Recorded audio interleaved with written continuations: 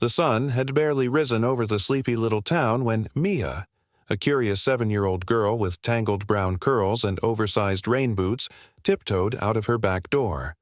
She wasn't supposed to wander into the woods alone, but something about that morning felt different. The mist clung to the trees like whispers, and a gentle breeze carried the scent of wet earth and pine needles. In her tiny hand, she clutched a napkin-wrapped sandwich she'd saved from dinner the night before. She didn't know why, but something deep in her chest told her someone, or something, was waiting. The path behind her house led to the edge of the woods, where shadows played tricks on the eye and birds warned of movement with short, chirped signals. Mia paused, heart fluttering, as if the trees themselves were holding their breath. Then she heard it, a sound so faint it could have been mistaken for the wind. A soft, broken whimper. Her boots crunched slowly forward until she reached a clearing covered in leaves and tangled branches. And that's when she saw him. At first, she thought it was a log, but then it moved.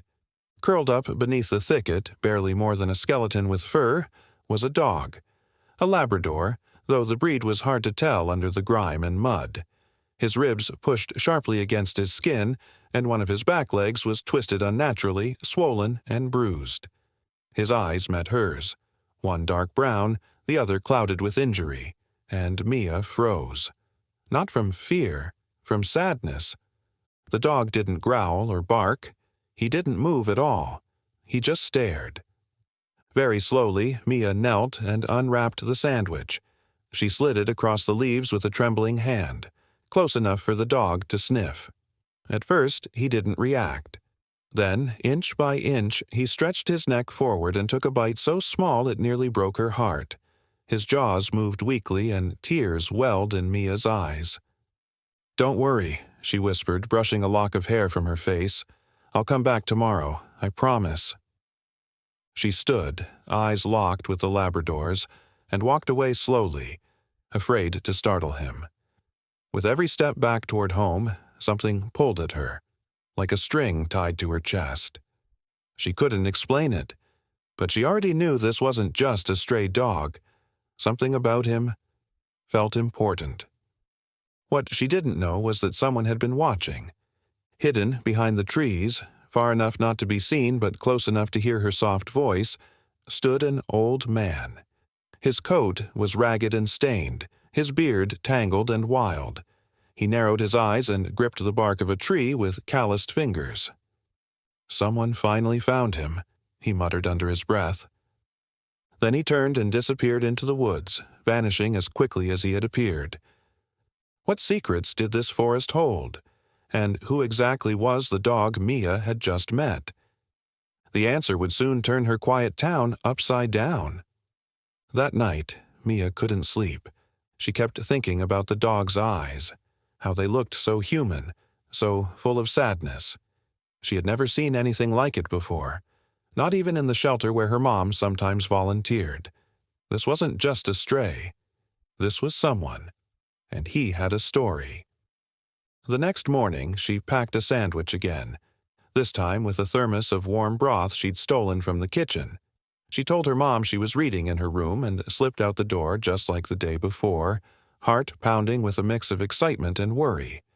What if he wasn't there anymore? What if she'd waited too long? The woods were colder that morning. Gray clouds hung low, swallowing the sky, and the air smelled like rain. Mia pushed through the underbrush with careful steps until the clearing appeared, and she stopped dead in her tracks. The dog was gone. The leaves were disturbed, and the patch of flattened ground where he had slept was empty. A panicked ache bloomed in her chest as she looked around frantically. "No," she whispered, her voice catching. "Where did you go?" Then she heard a rustle. Behind a fallen tree, just a few feet from where he'd been the day before, the Labrador emerged. He limped slowly toward her, dragging his injured leg, eyes still locked on hers. But there was something different now. He was trying, moving, trusting. Mia knelt quickly and placed the food on a flat rock. "I told you I'd come back," she said softly. The dog didn't hesitate this time. He took the sandwich with trembling jaws and drank the broth with slow, grateful laps. For the first time, Mia smiled. She named him Leo. Every day after that, Mia returned to the woods, and every day Leo met her a little closer to the trail. His wounds were healing slowly. His ribs still showed, but he stood taller, walked more confidently. He even wagged his tail, just once, the day she brought him boiled chicken. And with every visit, Mia's bond with him deepened, as if their souls had been waiting to find one another. But not everyone was happy about Leo's growing presence. One afternoon, as Mia crept back from the woods, her boots muddy and her coat streaked with leaves, her neighbor, Mrs. Kettering, called out from her porch. "You've been sneaking into the forest again, haven't you?" Mia froze. "I saw you," the woman said, arms crossed. "You shouldn't be out there alone. It's not safe." Mia nodded politely and walked faster, but her stomach was tight. If someone told her mom, her visits might end, and she couldn't leave Leo alone again. But someone else had noticed her too. That same evening, as Leo rested under the trees and the sky turned the color of ash, a pickup truck pulled slowly into a hidden road nearby. Inside, the man from the woods gripped the steering wheel with white knuckles. He parked, stepped out, and walked into the forest without a flashlight, like someone who knew every step. He stopped just beyond the clearing and watched Leo from the shadows. His expression was unreadable, part sorrow, part disbelief. The dog didn't notice him. "You're still alive," the man murmured, "after everything." Then he turned and vanished once again. Back in town, Mia's mother had begun to grow suspicious. Dirty clothes, muddy boots, a missing sandwich every morning. "Mia," she said one night, her tone firmer than usual, "where have you been going?" Mia hesitated. "Nowhere, just walking." "You've been walking into the woods every day for a week. Don't lie to me." Mia's heart dropped. She opened her mouth to confess, but then stopped. She couldn't risk it. Not yet. Leo needed her. But the truth had a way of surfacing, especially in a town where secrets didn't stay buried for long. The next morning, when Mia returned to the woods, Leo wasn't alone. There, kneeling beside him with a trembling hand on his fur, was the man from the shadows. Mia froze. The man didn't notice her at first. He was too focused on Leo, stroking the dog's matted fur with trembling fingers, whispering something that didn't quite reach her ears. Leo, strangely, didn't flinch. He didn't bark or growl. He just lay there, breathing slowly, eyes half closed. Mia stepped forward, the leaves crunching beneath her boots. The man looked up sharply. Their eyes met. For a moment, no one moved. Then the man stood quickly, brushing dirt from his jeans, his face pale and anxious. "I didn't know anyone else knew about him," he said. His voice was rough, like he hadn't used it much. "You've been feeding him?" Mia nodded slowly. "Who are you?" He exhaled, and something in his shoulders slumped. "My name's Ben. That dog. His name used to be Rex. He was mine." The air around them seemed to still. "He's a lab mix," Ben continued, kneeling back down beside the dog. "I raised him from a pup. He was everything to me. But then, things fell apart. I lost my job, lost my place. I couldn't even feed myself." He looked away, shame creeping into every line on his face. "I thought I was doing the right thing by leaving him near town. I figured someone would take him in." Mia's throat tightened, but no one did. "No." Ben's voice cracked. "No one did. And I didn't have the courage to come back. Until now." Leo, Rex, lifted his head weakly and let out a soft, breathy sound. A whine, a sigh. Mia couldn't tell, but he didn't move away from Ben. If anything, he seemed to inch closer. "He remembers you," she said softly. Ben didn't answer. His eyes were too wet. For the next hour they sat together, three unlikely companions in the quiet of the forest. Ben told stories of the old days, how Rex had once chased ducks at the lake, how he'd wait by the window when Ben went to work, how he used to sleep on the floor beside the bed even during the worst nights. Mia listened, eyes wide, heart aching. When the wind picked up and the first drops of rain began to fall, Mia pulled her coat tighter. "We can't leave him out here anymore," she said. "I know," Ben whispered, "but I don't have a place. Not even a car." Mia's mind raced. "You could come with me, to my house. I could explain everything to my mom." Ben shook his head. "Number, I don't want to cause trouble. You've already done more than I deserve." The next day, Mia made her decision. She didn't sneak out this time. Instead, she told her mom everything, about the dog, about the man, about the days in the forest and the bond she couldn't explain. There was silence, and then her mother did something Mia didn't expect. She grabbed her coat and said, "Let's go." Back in the woods, Mia and her mom found Leo curled beside Ben, both of them soaked from the rain. He stood quickly, embarrassed, unsure what to say, but Mia's mom didn't scold him. She simply looked at Leo, then at Ben, and said, "Let's get you all somewhere warm." They didn't go to a shelter. They went home. That night, Mia laid out blankets in the laundry room. Her mom heated soup on the stove, and Ben, sitting at the kitchen table with Leo asleep at his feet, couldn't stop thanking them. But outside the house, something else was brewing. News spreads fast in small towns, and not everyone was as understanding. The next morning, a knock came at the door. Mia opened it to find Mrs. Kettering standing on the porch with her lips pursed and a folded newspaper in hand. "I saw a man and that stray near your yard," she said coldly. "Do you know anything about this?" Before Mia could answer, her mom stepped forward. "Yes," she said, "they're staying with us." Mrs. Kettering's eyes widened. "You're letting a homeless man stay in your house? With a stray? That's dangerous, irresponsible." "It's the right thing to do," Mia's mom replied calmly. "And maybe if more people had done the right thing before, we wouldn't be in this situation." The woman huffed and walked away, muttering something under her breath. That night, as the rain came again, Ben sat beside the fireplace. Leo curled up beside him. Mia handed him a small sketchbook filled with her drawings, pages of Leo from their time in the woods. Some peaceful, some broken. "You gave him hope," Ben said quietly, flipping through the pages. "You didn't even know us, but you stayed." "I think he was waiting for you," Mia said. "He never gave up."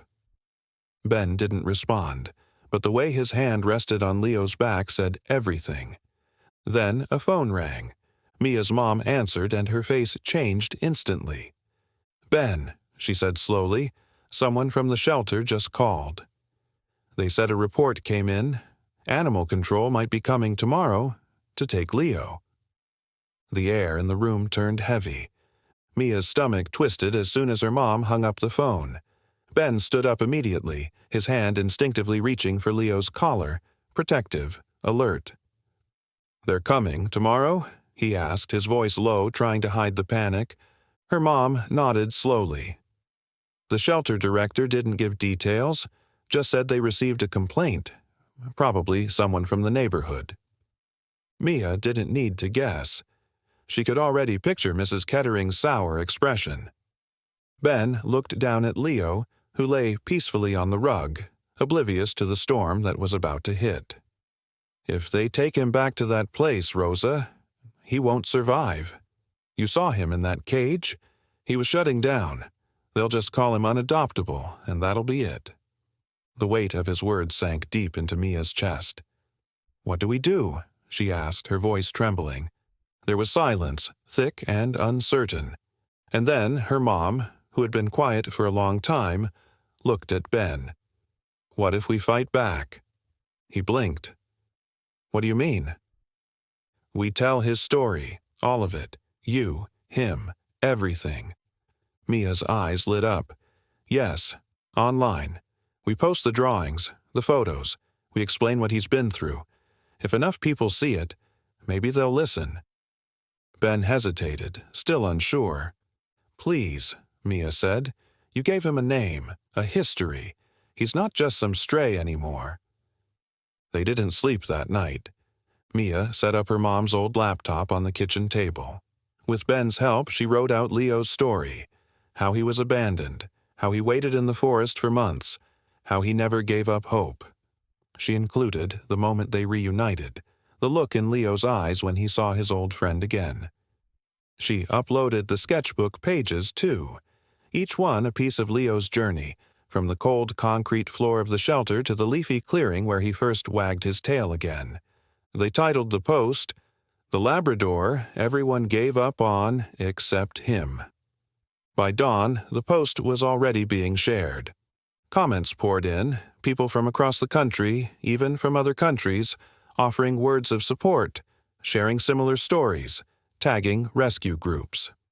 A local journalist messaged Mia's mom asking for an interview. An animal welfare group offered legal help. Still, time was ticking. The shelter had authority. Unless something changed fast, Leo would be gone by nightfall. Mia sat on the porch steps, her chin on her knees, watching the sun creep over the trees. Leo lay beside her, head resting on her foot. He hadn't eaten much that morning. It was as if he knew. "He's a good boy," Mia whispered. "He deserves better." Behind her, Ben paced the living room, phone in hand, calling anyone who might listen. Rescue groups, legal advisors, even old friends he hadn't spoken to in years. His voice was hoarse, desperate. At noon, a silver van pulled up in front of the house. Mia's heart dropped. 2 uniformed animal control officers stepped out. One of them was holding a clipboard. The other opened the back doors of the van and pulled out a standard metal kennel. Ben came to the door, body tense, jaw clenched. Mia's mom stood beside him, calm but unyielding. "We received a report," the taller officer said. "This dog was previously registered at the county shelter. He's not in an approved foster or adoptive home. We're here to take him back." "No," Mia said from the porch. "You can't. He'll die in there." The officer gave her a sympathetic look. "I understand, but our hands are tied unless there's paperwork." "Then untie them," Mia's mom said firmly, stepping forward with printed documents in hand. "This is a notarized affidavit from the original owner, Ben, transferring rights. And this," she held up another page, "is a petition with over 50,000 signatures in less than 12 hours.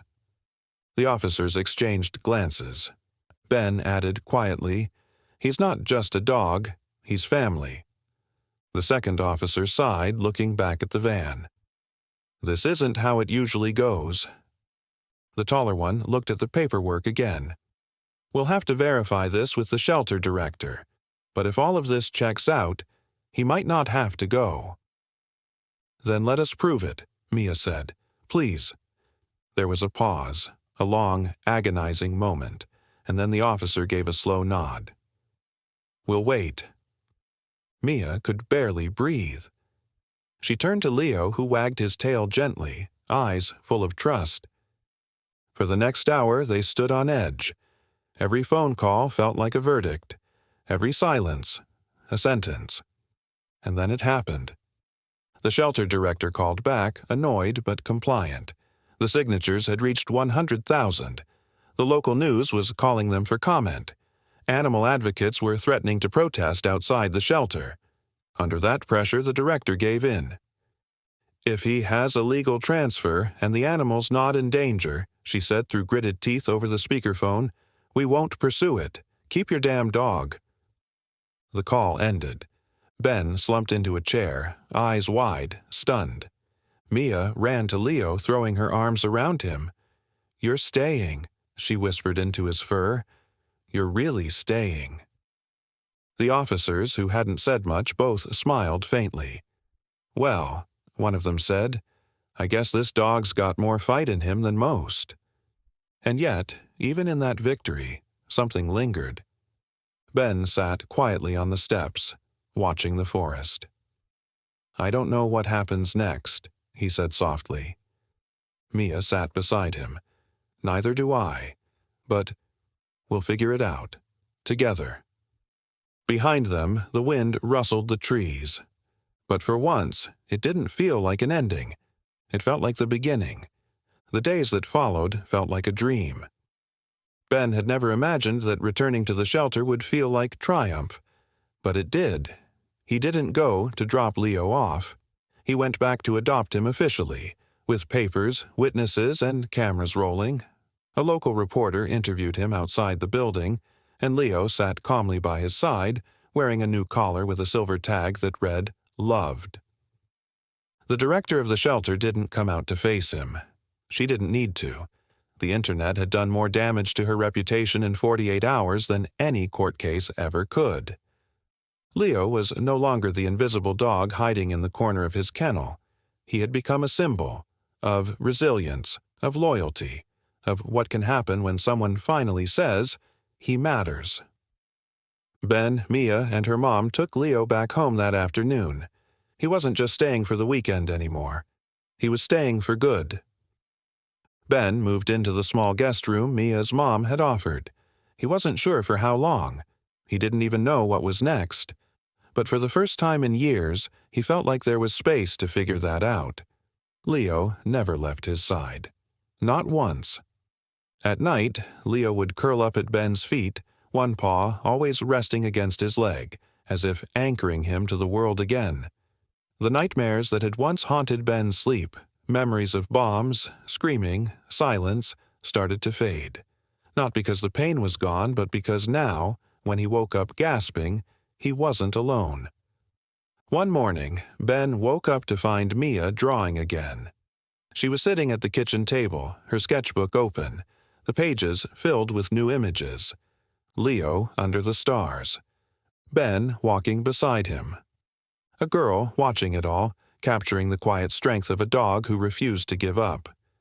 "You're making a book?" he asked. Mia nodded. "I think. People need to see it. His story. Your story. It helped me. It'll help others too." Ben blinked. He wasn't used to thinking of himself that way, as someone worth sharing. But maybe, just maybe, his scars could be more than reminders of pain. Maybe they could be maps for someone else trying to find the way back. Weeks passed. The viral post faded from the trending page, but the ripples continued. Letters arrived. From veterans. From foster kids. From people who had once felt like the dog no one wanted. Some shared their own rescue stories. Others simply wrote, "Thank you, I see myself in him." Leo never changed dramatically. He still had his quirks. He was afraid of sudden loud noises, and he didn't like being alone in the dark. But he loved without hesitation, without condition. And slowly he taught Ben how to do the same. One evening, as the sun dipped behind the trees and painted the porch in soft gold, Ben sat on the steps, Leo at his side. Mia joined him, holding a final drawing she had just finished. It showed Leo lying between the two of them, his eyes calm, the world around him finally quiet. "You know," Ben said softly, "I used to think I was broken beyond repair." Mia glanced at him. "But Leo, he never once looked at me that way." She smiled. "That's because dogs see what matters, even when we forget." Leo gave a soft sigh, content. And in that moment, everything felt whole. Not perfect, not easy, but real. Because sometimes the most powerful rescues aren't the ones where we save them. They're the ones where they save us right back. If this story touched your heart, don't forget to like, comment, and subscribe. You never know whose life your share might change.